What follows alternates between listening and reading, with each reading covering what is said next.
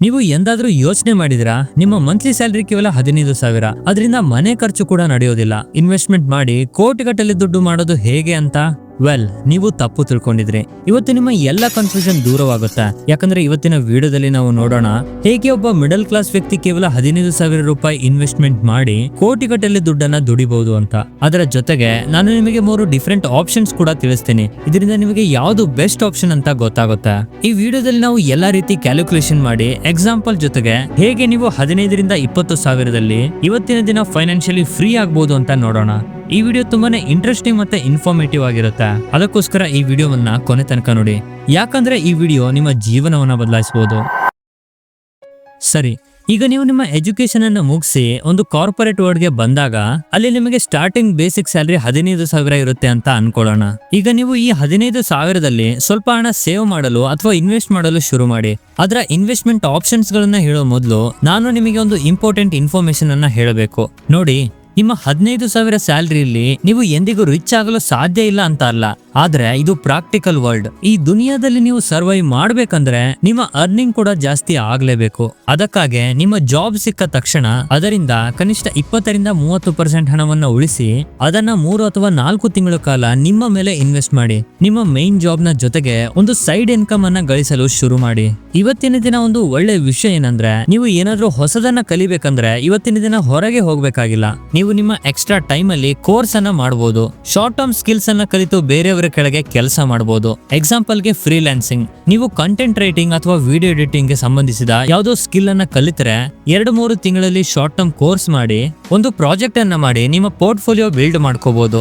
ನಂತರ ನೀವು ಆಫೀಸ್ ಆದ್ಮೇಲೆ 2-3 ಗಂಟೆ ಎಕ್ಸ್ಟ್ರಾ ಟೈಮ್ ಅನ್ನ ತಗೊಂಡು ನಿಮ್ಮ ಆ ಸೈಡ್ ಹಸಲ್ ಮೇಲೆ ಕೆಲಸ ಮಾಡಬೇಕು. ಹಾಗಾಗಿ ನೀವು ಒಂದು ಗುಡ್ ವೆಲ್ತ್ ಅನ್ನ ಬೆಳೆಸಬೇಕಾದ್ರೆ ಕನಿಷ್ಠ 3 ತಿಂಗಳು ನಿಮ್ಮ ಮೇಲೆ ಇನ್ವೆಸ್ಟ್ ಮಾಡ್ಕೊಳ್ಳಿ. ಮತ್ತೆ ನಿಮ್ಮ ಸ್ಯಾಲರಿ ಜೊತೆಗೆ ಒಂದು ಎಕ್ಸ್ಟ್ರಾ ಇನ್ಕಮ್ ಸೋರ್ಸ್ ಅನ್ನ ಹುಡುಕಿ ಮತ್ತು 15,000ವನ್ನ 20,000 ಅಥವಾ 25,000 ಮಾಡಲು ಫೋಕಸ್ ಮಾಡಿ. ನೋಡಿ, ನಾನು ನಿಮಗೆ 15,000ದಲ್ಲಿ ಇನ್ವೆಸ್ಟ್ ಮಾಡಲು ಆಪ್ಷನ್ ಹೇಳೋದಿಲ್ಲ ಅಂತ ಅಲ್ಲ, ಖಂಡಿತ ಹೇಳ್ತೀನಿ. ಆದ್ರೆ 15,000 ಇನ್ವೆಸ್ಟ್ ಮಾಡಿ ಕೊನೆಯ ತಿಂಗಳಲ್ಲಿ ಏನು ಉಳಿಯೋದಿಲ್ಲ ಮತ್ತು ಮನೆ ನಡೆಸಲು ಲೋನ್ ತಗೊಳ್ಬೇಕಾಗುತ್ತೆ ಅಂತ ನಾನು ಹೇಳೋನಲ್ಲಿ ಅಲ್ಲ. ಹಾಗಾದ್ರೆ ಮೊದಲು 15,000 ಸ್ಯಾಲರಿನ ಇನ್ವೆಸ್ಟ್ ಮಾಡೋದಕ್ಕೆ ನೀವು ಏನ್ ಮಾಡ್ಬೇಕು ಅಂತ ನೋಡೋಣ. The 50-30-20 principal. ಈ ರೂಲ್ ಹೇಳುತ್ತೆ, ನೀವು ನಿಮ್ಮ ಟೋಟಲ್ ಇನ್ಕಮ್ ನ 50% ಅನ್ನ ಬೇಸಿಕ್ ನೀಡ್ಸ್ ಅಂದ್ರೆ ನಾರ್ಮಲ್ ಕೆಲಸಗಳಿಗೆ ಬಳಸಬೇಕು. ಅಂದ್ರೆ ನಿಮ್ಮ ಸ್ಯಾಲರಿ 15,000 ಆಗಿದ್ರೆ ಅದರಲ್ಲಿ 7,500 ರೂಪಾಯಿಗಳನ್ನ ಕರೆಂಟ್, ವಾಟರ್, ಎಲೆಕ್ಟ್ರಿಸಿಟಿ ಇತ್ಯಾದಿಗಳಿಗೆ ಇಡಬೇಕು. ನಂತರ ಮುಂದಿನ 30% ಅಂದ್ರೆ 4,500 ರೂಪಾಯಿಯನ್ನ ನಿಮ್ಮ ವಾಂಟ್ಸ್ ಗಳಿಗಾಗಿ ಅಂದ್ರೆ ನಿಮ್ಮ ಬೇಡಿಕೆಗಾಗಿ ಬಳಸಬೇಕು. ಅದರಲ್ಲಿ ನೀವು ಹೊರಗೆ ಹೋಗೋದು, ಊಟ ಮಾಡೋದು, ನಿಮ್ಮ ಹಾಬೀಸ್ ಗಳಿಗೆ, ಆಸೆಗಳಿಗೆ ಖರ್ಚು ಮಾಡಬಹುದು. ಮತ್ತು ಉಳಿದ 20% ಅಂದ್ರೆ 3,000 ನೀವು ಸಂಪೂರ್ಣವಾಗಿ ಸೈಲೆಂಟ್ ಆಗಿ ಇನ್ವೆಸ್ಟ್ ಮಾಡೋಕೆ ಬಳಸಬೇಕು. ಈಗ ಈ ಇನ್ವೆಸ್ಟ್ಮೆಂಟ್ ಅನ್ನ ಎಲ್ಲಿ ಮಾಡಬೇಕು ನೋಡಿ. ಎಲ್ಲಿ ಇನ್ವೆಸ್ಟ್ ಮಾಡಬೇಕು ಅಂತ ತಿಳಿಯಲು ನಿಮಗೆ ಯಾವ ಆಪ್ಷನ್ ಇದೆ ಅನ್ನೋದನ್ನ ಮೊದಲು ಗೊತ್ತಿರಬೇಕು. ನನ್ನ ಪರ್ಸನಲ್ ಸಜೆಷನ್ ಏನಂದ್ರೆ, ನಿಮ್ಮ ಅರ್ಲಿ ಕರಿಯರ್ ಅಲ್ಲಿ ನೀವು ಈ 5 ಇನ್ವೆಸ್ಟ್ಮೆಂಟ್ ಆಪ್ಷನ್ ಗಳನ್ನ ಹೊರತುಪಡಿಸಿ ಬೇರೆ ಎಲ್ಲಿ ಕೂಡ ನೋಡಬೇಡಿ. ಅವು ಯಾವ್ದಂದ್ರೆ, ಮೊದಲನೇದು FD ಫಿಕ್ಸ್ ಡೆಪಾಸಿಟ್. ಇದರಲ್ಲಿ 6% ತನಕ ರಿಟರ್ನ್ ಸಿಗುತ್ತೆ. ಎರಡನೇದು ಗೋಲ್ಡ್ ಚಿನ್ನ. ಇದರಲ್ಲಿ ಆನ್ ಆನ್ ಅವರೇಜ್ ನಿಮಗೆ 10% ತನಕ ರಿಟರ್ನ್ ಸಿಗುತ್ತೆ. ಮೂರನೇದು ಸ್ಟಾಕ್ ಮಾರ್ಕೆಟ್. ಇದರಲ್ಲಿ ನಾವು ನಿಫ್ಟಿ 50 ಅನ್ನ ತಗೊಂಡ್ರೆ ಅದು ನಮಗೆ 13.5% ತನಕ ರಿಟರ್ನ್ ಕೊಡುತ್ತೆ.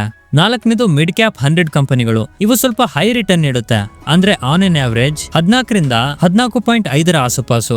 ಐದನೇದು ಸ್ಮಾಲ್ ಕ್ಯಾಪ್ 250 ಕಂಪನಿಗಳು. ಇವು 18% ವರೆಗೆ ರಿಟರ್ನ್ ಕೊಡಬಹುದು. ಈಗ ನೀವು ಹೇಳ್ಬೋದು, ಇನ್ನೇನ್ ಯೋಚನೆ ಮಾಡೋದು, ಸ್ಮಾಲ್ ಕ್ಯಾಪ್ ಅಲ್ಲಿ ಅತಿ ಹೆಚ್ಚು ರಿಟರ್ನ್ ಸಿಗುತ್ತೆ, ಹಾಗಾದ್ರೆ ಸ್ಟ್ರೈಟ್ ಅವೇ ಅದರಲ್ಲಿ ಹಣವನ್ನ ಹಾಕೋಣ ಅಲ್ವಾ? ಆದ್ರೆ ಇಂತಹ ಮಿಸ್ಟೇಕ್ ಎಂದಿಗೂ ಮಾಡಬೇಡಿ. ಯಾಕಂದ್ರೆ ನೀವು ನೋಡ್ತಾ ಇರುವ ಈ ರಿಟರ್ನ್ ಹೆಚ್ಚಾದಾಗ ಅದರ ರಿಸ್ಕ್ ಕೂಡ ಹೆಚ್ಚಾಗುತ್ತೆ. FD ಯಲ್ಲಿ ಯಾವುದೇ ರಿಸ್ಕ್ ಇಲ್ಲದಿರುವಾಗ ಅದರ ರಿಟರ್ನ್ ಕೂಡ ಕಡಿಮೆ ಇರುತ್ತೆ.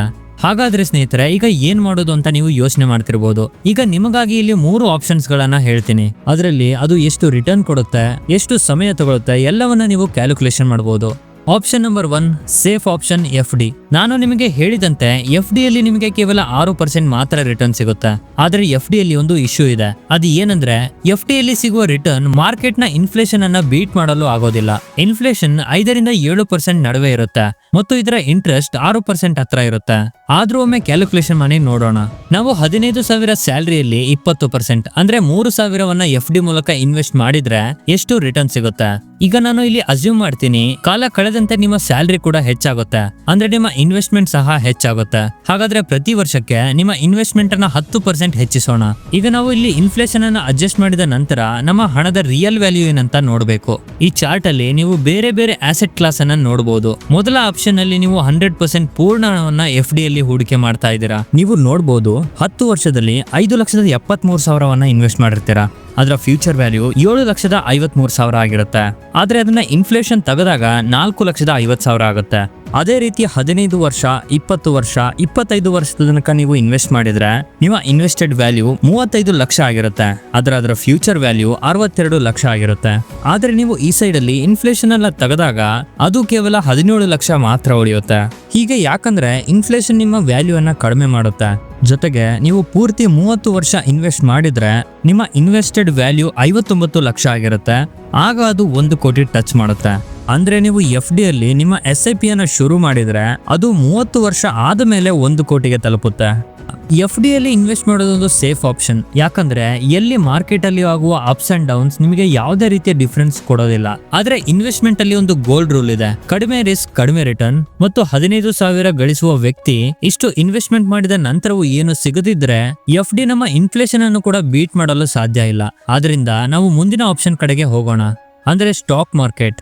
ಈಗ ಸ್ಟಾಕ್ ಮಾರ್ಕೆಟ್ ಅಲ್ಲಿ ನಾನು ನಿಮಗೆ ಸ್ಟಾಕ್ ಗಳಲ್ಲಿ ಇನ್ವೆಸ್ಟ್ ಮಾಡಬೇಕು ಅಂತ ಹೇಳ್ತಾ ಇಲ್ಲ. ಯಾಕಂದ್ರೆ ಸ್ಟಾಕ್ ಗಳಲ್ಲಿ ಇನ್ವೆಸ್ಟ್ ಮಾಡ್ಬೇಕಂದ್ರೆ ತುಂಬಾ ಟೈಮ್, ರಿಸರ್ಚ್ ಮತ್ತೆ ಕ್ಯಾಪಿಟಲ್ ಬೇಕಾಗುತ್ತೆ. ಇದು ಯಾವುದೇ ರೀತಿ ಜಾಬ್ ಮಾಡುವ ವ್ಯಕ್ತಿಗೆ ತುಂಬಾನೇ ಪ್ರಾಬ್ಲಮ್ ಕೊಡುತ್ತೆ. ಆದ್ರಿಂದ ನೀವು ಫಂಡ್ಸ್ ಗಳಲ್ಲಿ ಇನ್ವೆಸ್ಟ್ ಮಾಡಬಹುದು, ಅಂದ್ರೆ ಮ್ಯೂಚುವಲ್ ಫಂಡ್ಸ್ ಗಳಲ್ಲಿ. ಇದರಲ್ಲೂ ಕೂಡ ನಮಗೆ 3 ರೀತಿಯ ಆಪ್ಷನ್ ಇರುತ್ತೆ. ಒಂದನೇದು ನಿಫ್ಟಿ 50 ಇಂಡೆಕ್ಸ್ ಫಂಡ್. ಇದರಲ್ಲಿ ದೇಶದ ಟಾಪ್ 50 ಕಂಪನಿಗಳು ಬರುತ್ತೆ ಮತ್ತು ಆನ್ ಆನ್ ಆವರೇಜ್ ಇದು 15.5% ರಿಟರ್ನ್ ಕೊಡುತ್ತೆ. ಎರಡನೇದು ನಿಫ್ಟಿ 100 ಮಿಡ್ ಕ್ಯಾಪ್ ಕಂಪನಿಗಳು.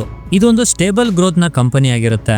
ಇವು ಬೆಳೆಯುತ್ತಿರೋ ಕಂಪನಿ ಆಗಿರೋದ್ರಿಂದ ಇದರಲ್ಲಿ 14ರಿಂದ 15% ರಿಟರ್ನ್ ಕೊಡಬಹುದು. 250 ಸ್ಮಾಲ್ ಕ್ಯಾಪ್ ಕಂಪನಿಗಳು. ಇವು ಸಣ್ಣ ಕಂಪನಿಗಳು. ಇದರಲ್ಲಿ ಗ್ರೋತ್ ಆಪರ್ಚುನಿಟಿ ತುಂಬಾ ಹೆಚ್ಚಾಗಿರುತ್ತೆ. ಆದ್ದರಿಂದ ಇದರಲ್ಲಿ 15% ರಿಟರ್ನ್ ಸಿಗಬಹುದು. ಈಗ ನಾವು ಈ ಮೀಡಿಯಂ ರಿಸ್ಕ್ ಆಪ್ಷನ್ ಬಗ್ಗೆ ಮಾತಾಡೋಣ. ನಾನು ನನ್ನ ಎಲ್ಲ ಹಣಗಳನ್ನ ಕೇವಲ ಸ್ಮಾಲ್ ಕ್ಯಾಪ್ ಕಂಪನಿಯಲ್ಲಿ ಹಾಕೋದಕ್ಕೆ ಬಯಸೋದಿಲ್ಲ. ನಾನು ಒಂದು ಸ್ಟ್ರಾಟಜಿಯನ್ನು ಯೂಸ್ ಮಾಡ್ತೀನಿ. ಈ 3 ರೀತಿಯ ಫಂಡ್ಸ್ ಗಳಲ್ಲಿ ನೀವು ನಿಮ್ಮ 3,000 ರೂಪಾಯಿಗಳನ್ನ 70-20-10 ರೇಷಿಯೋದಲ್ಲಿ ಇನ್ವೆಸ್ಟ್ ಮಾಡಬಹುದು. ಇದರಲ್ಲಿ ನಿಫ್ಟಿ 50 ಅಲ್ಲಿ 2,100 ರೂಪಾಯಿ, ಮಿಡ್ ಕ್ಯಾಪ್ ಅಲ್ಲಿ 600 ರೂಪಾಯಿ ಮತ್ತೆ ಸ್ಮಾಲ್ ಕ್ಯಾಪ್ ಅಲ್ಲಿ 300 ರೂಪಾಯಿ ಹಾಕಬಹುದು. ಇದರಿಂದ ಏನಾಯ್ತು ಅಂದ್ರೆ ನಿಮ್ಮ ಆವರೇಜ್ ರಿಟರ್ನ್ 14% ಆಗುತ್ತೆ. ಹಾಗಾದ್ರೆ ಈ ರೇಟ್ ಆಫ್ ರಿಟರ್ನ್ ಪ್ರಕಾರ ನಿಮ್ಮ ಫ್ಯೂಚರ್ ವ್ಯಾಲ್ಯೂ ಇನ್ಫ್ಲೇಷನ್ ನೊಂದಿಗೆ ಎಷ್ಟು ಇರುತ್ತೆ ಅಂತ ನೋಡೋಣ. 10 ವರ್ಷದಲ್ಲಿ ನೀವು 5,73,000ವನ್ನ ಇನ್ವೆಸ್ಟ್ ಮಾಡಿರ್ತೀರಾ. ಅದರ ಫ್ಯೂಚರ್ ವ್ಯಾಲ್ಯೂ 11,31,000 ಆಗಿರುತ್ತೆ. ಆದರೆ ಇನ್ಫ್ಲೇಷನ್ ಅನ್ನ ತೆಗೆದಾಗ 6,77,000 ಇರುತ್ತೆ. ಜೊತೆಗೆ 15 ವರ್ಷದಲ್ಲಿ 20 ವರ್ಷ, 25 ಹೀಗೆ ನೀವು ನೋಡ್ತಾ ಹೋಗ್ಬೋದು. ಇಲ್ಲಿ ನೀವು ಗಮನಿಸಬೇಕಾದ ವಿಷಯ ಏನಂದ್ರೆ ಫಿಕ್ಸ್ಡ್ ಡೆಪಾಸಿಟ್ ಅಲ್ಲಿ ನಿಮಗೆ 30 ವರ್ಷ ಬೇಕಾಯ್ತು 1 ಕೋಟಿಯನ್ನ ಟಚ್ ಮಾಡೋದಕ್ಕೆ. ಈ ಮೀಡಿಯಂ ರಿಸ್ಕ್ ಅಲ್ಲಿ ನೀವು ಅದನ್ನ 25 ವರ್ಷದಲ್ಲೇ ಕಂಪ್ಲೀಟ್ ಮಾಡ್ಕೋಬಹುದು. ಸ್ವಲ್ಪ ವಿಡಿಯೋವನ್ನ ಪಾಸ್ ಮಾಡಿ ಈ ಚಾರ್ಟ್ ಅನ್ನ ನೀಟಾಗಿ ಅನಲೈಸ್ ಮಾಡಿ. ಇದನ್ನ ನಿಮ್ಮ FD ಒಂದಿಗೆ ಕಂಪೇರ್ ಮಾಡಿ ನೋಡಿ, ನಿಮ್ಗೆ ಗೊತ್ತಾಗುತ್ತೆ.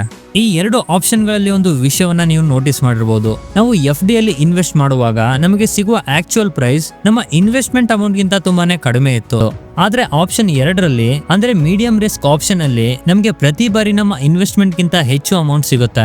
ಹೀಗೆ ಯಾಕೆ ಅಂದ್ರೆ FD ಆಪ್ಷನ್ ಅಲ್ಲಿ ನಮ್ಮ 5% ಇನ್ಫ್ಲೇಷನ್ ಅನ್ನ ಬೀಟ್ ಮಾಡಲು ಆಗ್ತಾ ಇರಲಿಲ್ಲ, ಬದಲಾಗಿ ನಮ್ಮ ವೆಲ್ತ್ ಅನ್ನ ಡಿವ್ಯಾಲ್ಯೂ ಮಾಡ್ತಾ ಇತ್ತು. ಹಾಗಾದ್ರೆ ಸೇವಿಂಗ್ ಅಕೌಂಟ್ ಮತ್ತು FD ನಿಮ್ಮ ಪಾಲಿಗೆ ದೊಡ್ಡ ಮತ್ತು ಸರಿಯಾದ ಆಪ್ಷನ್ ಅಂತ ತಿಳ್ಕೊಂಡಿದ್ರೆ ನಿಮ್ಮ ಹಣಕ್ಕೆ ಏನಾಗಬಹುದು ಅಂತ ನೀವೇ ನೋಡ್ಕೊಳ್ಳಿ. ಸರಿ, ಈಗ ಮೀಡಿಯಂ ರಿಸ್ಕ್ ಆಪ್ಷನ್ ಅಲ್ಲಿ ನಿಮಗೆ ರಿಟರ್ನ್ ಉತ್ತಮವಾಗಿ ಸಿಗುತ್ತೆ. ಆದ್ರೆ ನಿಮಗೆ ಈ ರಿಟರ್ನ್ ಬೇಗ ಸಿಗಬೇಕು, 1 ಕೋಟಿ ಗಳಿಸಲು 25 ವರ್ಷ ವೆಯ್ಟ್ ಮಾಡಕ್ಕಾಗಲ್ಲ ಅಂತ ನೀವು ಬಯಸುತ್ತಿದ್ರೆ ನೀವು ಸಹ ಹಾಗೆ ಥಿಂಕ್ ಮಾಡ್ತಿದ್ದೀರಾ. ನಮಗೆ ಈಗ ನೆಕ್ಸ್ಟ್ ಆಪ್ಷನ್ ಕಡೆಗೆ ಹೋಗ್ಬೇಕು. Option 3 high risk high reward. ನೋಡಿ, ನಾನು ಈ ಟೈಮಲ್ಲಿ ಅಸ್ಯೂಮ್ ಮಾಡ್ತೀನಿ ನೀವು 15,000 ಗಳಿಸ್ತಾ ಇದ್ದೀರಾ. ನೀವು 21ರಿಂದ 25 ವರ್ಷದ ಏಜ್ ಗ್ರೂಪ್ ನಲ್ಲಿ ಇರ್ತೀರಾ ಮತ್ತು ನಿಮ್ಮ ಒಪಿನಿಯನ್ ಏನಂದ್ರೆ ನಿಮಗೆ ಲೈಫ್ ಅಲ್ಲಿ ಎಲ್ಲವನ್ನು ಟ್ರೈ ಮಾಡಬೇಕು, ಎಲ್ಲಾ ತರಹದ ರಿಸ್ಕ್ ತಗೊಳ್ಬೇಕು ಮತ್ತು ನೀವು ಈ ಏಜ್ ಗ್ರೂಪ್ ನಲ್ಲಿ ಇದ್ದು ಬೇಗನೆ ತುಂಬಾ ಹಣವನ್ನ ಗಳಿಸಲು ಬಯಸುತ್ತಿದ್ರೆ ಈ 3rd ಆಪ್ಷನ್ ನಿಮ್ಗೆ ಸರಿ ಆಗ್ಬಹುದು. ಈ ಆಪ್ಷನ್ ಅಲ್ಲಿಯೂ ನೀವು 3,000 ರೂಪಾಯಿಗಳನ್ನ ಇನ್ವೆಸ್ಟ್ ಮಾಡ್ತೀರಾ. ಆದ್ರೆ ಈ ಬಾರಿ ರೂಲ್ ಸ್ವಲ್ಪ ಡಿಫ್ರೆಂಟ್ ಆಗುತ್ತೆ. ಈ ಈ ಆಪ್ಷನ್ ಅಲ್ಲಿ ನೀವು 10-20-70 ರೂಲ್ ಅನ್ನ ಬಳಸಬೇಕು. ಅದರಲ್ಲಿ 70% ಹಣವನ್ನ ಅಂದ್ರೆ 2100 ರೂಪಾಯಿಗಳನ್ನ ಸ್ಮಾಲ್ ಕ್ಯಾಪ್ ಕಂಪನಿಗಳಲ್ಲಿ ಅಲ್ಲಿ ನಿಮಗೆ 18% ರಿಟರ್ನ್ ಸಿಗುತ್ತೆ. ನೆಕ್ಸ್ಟ್ 20% ಅಂದ್ರೆ 600 ರೂಪಾಯಿಗಳನ್ನ ಮಿಡ್ ಕ್ಯಾಪ್ ಕಂಪನಿಗಳಲ್ಲಿ ಮತ್ತು 300 ರೂಪಾಯಿಗಳನ್ನ ಲಾರ್ಜ್ ಕ್ಯಾಪ್ ಕಂಪನಿಗಳಲ್ಲಿ ಹಾಕಬೇಕು. ಅಂದ್ರೆ ನಿಮಗೆ ಎಷ್ಟು ರಿಟರ್ನ್ ಸಿಗುತ್ತೆ ಅಂತ ನೋಡೋಣ. ಈ ಆಪ್ಷನ್ ನಮಗೆ 16.87% ನಷ್ಟು ಆವರೇಜ್ ರಿಟರ್ನ್ ಕೊಡುತ್ತೆ. ಇದರಿಂದ 10 ವರ್ಷಗಳ ನಂತರ ನೀವು 5,73,000 ಇನ್ವೆಸ್ಟ್ ಮಾಡ್ತೀರಾ. ಅದರ ಫ್ಯೂಚರ್ ವ್ಯಾಲ್ಯೂ 13 ಲಕ್ಷ ಆಗಿರುತ್ತೆ. 15 ವರ್ಷದಲ್ಲಿ 11,43,000 ಇನ್ವೆಸ್ಟ್ ಮಾಡಿರ್ತೀರಾ. ಅದರ ಫ್ಯೂಚರ್ ವ್ಯಾಲ್ಯೂ 39 ಲಕ್ಷ ಆಗಿರುತ್ತೆ. ಇದೇ ರೀತಿ ನೀವು 20 ವರ್ಷದ ಒಳಗೇನೆ 1 ಕೋಟಿ ಮಾರ್ಕ್ ಅನ್ನ ಟಚ್ ಮಾಡಬಹುದು. ನೋಡಿ, ಇದಕ್ಕೆ ಅನ್ನೋದು ಹೈ ರಿಸ್ಕ್ ಹೈ ರಿವಾರ್ಡ್ ಅಂತ. ಇದೇ ರೀತಿ ನೀವು 25, 30, 35 ವರ್ಷದ ತನಕ ಇನ್ವೆಸ್ಟ್ ಮಾಡಿದ್ರೆ ಇನ್ ಟೋಟಲ್ ಆಗಿ ನೀವು 97,56,000 ಇನ್ವೆಸ್ಟ್ ಮಾಡಿರ್ತೀರಾ. ಅದರ ಜೊತೆಗೆ ನಿಮಗೆ 15 ಕೋಟಿ ರಿಟರ್ನ್ ಸಿಕ್ಕಿರುತ್ತೆ.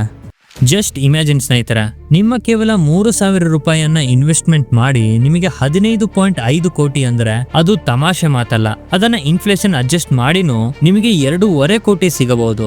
ಹಾಗಾದ್ರೆ ಸ್ನೇಹಿತರೆ, ನೀವು ನೋಡಿದ್ರೆ ನೀವು 15,000 ಗಳಿಸಿದ್ರು ಕೂಡ ಒಂದು ಒಳ್ಳೆ ರೀತಿಯ ಸಿಸ್ಟಮ್ ಅನ್ನ ಫಾಲೋ ಮಾಡಿದ್ರೆ, ನೀವು ನಿಮ್ಮ ಇನ್ವೆಸ್ಟ್ಮೆಂಟ್ ಗಾಗಿ ಸರಿಯಾದ ಮೆಥಡ್ ಅನ್ನ ಯೂಸ್ ಮಾಡಿದ್ರೆ ನೀವು ಕೇವಲ 20 ವರ್ಷಗಳ ಒಳಗೆ 15,000 ಸ್ಯಾಲರಿಯಿಂದ ಕೂಡ ಕೋಟ್ಯಾಧಿಪತಿ ಆಗ್ಬಹುದು. ನಿಮ್ಮಲ್ಲಿ ಈಗ ತುಂಬಾ ಜನ ಹೇಳ್ಬೋದು, ಇದೆಲ್ಲ ಬೇಕಾರ, ಎಕ್ಸೆಲ್ ಶೀಟ್ ಅಲ್ಲಿ ನೀವು ಎಲ್ಲ ಹೇಳೋದು ಈಸಿ, ರಿಯಲ್ ಲೈಫ್ ಅಲ್ಲಿ ಇದನ್ನ ಫೇಸ್ ಮಾಡೋದು ತುಂಬಾ ಕಷ್ಟ. ಹಾಗಾದ್ರೆ ನಿಮ್ಮ ಈ ಥಿಂಕಿಂಗ್ ಸಂಪೂರ್ಣವಾಗಿ ತಪ್ಪು. ಹೌದು, ಖಂಡಿತವಾಗಿ ಇಂಟ್ರೆಸ್ಟ್ ರೇಟ್ ಮೇಲೆ ಕೆಳಗೆ ಆಗ್ಬಹುದು. ಈಗಿನ ಕಾಲದಲ್ಲಿ ಇನ್ಫ್ಲೇಷನ್ ತುಂಬಾ ಜಾಸ್ತಿ ಆಗ್ತಾ ಇದೆ. ಆದ್ರೆ ಕಾಂಪೌಂಡಿಂಗ್ ಎಫೆಕ್ಟ್ ನಂತಹ ಯಂತ್ರ ಇದು ಒಮ್ಮೆ ನಿಮ್ಮ ಫ್ರೆಂಡ್ ಆದ್ರೆ ನಿಮ್ಮ ಸಿಚುವೇಶನ್ ಹೇಗೆ ಇರ್ಲಿ ಇದು ನಿಮ್ಮನ್ನ ಒಂದು ದೊಡ್ಡ ಸ್ಥಾನಕ್ಕೆ ರೀಚ್ ಮಾಡ್ಸೇ ಬಿಡುತ್ತೆ. ಮತ್ತೆ ನಾನು ನಿಮಗೆ ತೋರಿಸಿದ ಎಲ್ಲ ಕ್ಯಾಲ್ಕುಲೇಷನ್ಗಳು ಕಾಂಪೌಂಡಿಂಗ್ ಎಫೆಕ್ಟ್ ಅನ್ನ ಯೂಸ್ ಮಾಡುತ್ತೆ. ನಂಬಿದ್ರು ನಂಬದಿದ್ರು ನೀವು ಇದೇ ರೀತಿ ಇನ್ವೆಸ್ಟ್ಮೆಂಟ್ ಮಾಡಿದ್ರೆ, ಅದು SIP ಆಗ್ಲಿ ಅಥವಾ ಲಂಸಮ್ ಆಗಿರ್ಲಿ, ನೀವು ಒಂದು ಸಿಸ್ಟಮೆಟಿಕ್ ರೂಪದಲ್ಲಿ ಇನ್ವೆಸ್ಟ್ ಮಾಡಿದ್ರೆ ನಿಜ ಹೇಳ್ತೀನಿ ನಿಮ್ಮ ಸ್ಯಾಲರಿ ಮ್ಯಾಟ್ರೇ ಆಗಲ್ಲ. ಆದ್ರೆ ನೀವು ಒಂದು ಪ್ರೋಸೆಸ್ ನೊಂದಿಗೆ ಇನ್ವೆಸ್ಟ್ಮೆಂಟ್ ಮಾಡಬೇಕು ಅಷ್ಟೇ. ಸ್ನೇಹಿತರೆ, ನಿಮಗೆ ಈ ವಿಡಿಯೋ ಇಷ್ಟ ಆಗಿದೆ ಅಂತ ಭಾವಿಸ್ತೀನಿ. ಮತ್ತು ನಿಮ್ಮ ಸ್ಯಾಲರಿ ಎಷ್ಟು, ಅದರಲ್ಲಿ ಎಷ್ಟು ಹಣವನ್ನ ನೀವು ಇನ್ವೆಸ್ಟ್ ಮಾಡ್ತೀರಾ ಅನ್ನೋದನ್ನ ಕಾಮೆಂಟ್ ಮಾಡಿ ಖಂಡಿತ ತಿಳಿಸಿ. ಈ ವಿಡಿಯೋ ಇಷ್ಟ ಆಗಿದ್ರೆ ಒಂದು ಲೈಕ್ ಮಾಡಿ, ಜೊತೆಗೆ ನಿಮ್ಮ ಸ್ನೇಹಿತರಿಗೂ ಶೇರ್ ಮಾಡಿ. ನಂತರ ನಿಮಗೆ ಯಾವ ರೀತಿಯ ವಿಡಿಯೋ ಮಾಡಬೇಕು ಅಂತ ಖಂಡಿತ ಕಾಮೆಂಟ್ ಬಾಕ್ಸ್ ಅಲ್ಲಿ ತಿಳಿಸಿ. ಜೈ ಹಿಂದ್, ಜೈ ಕರ್ನಾಟಕ.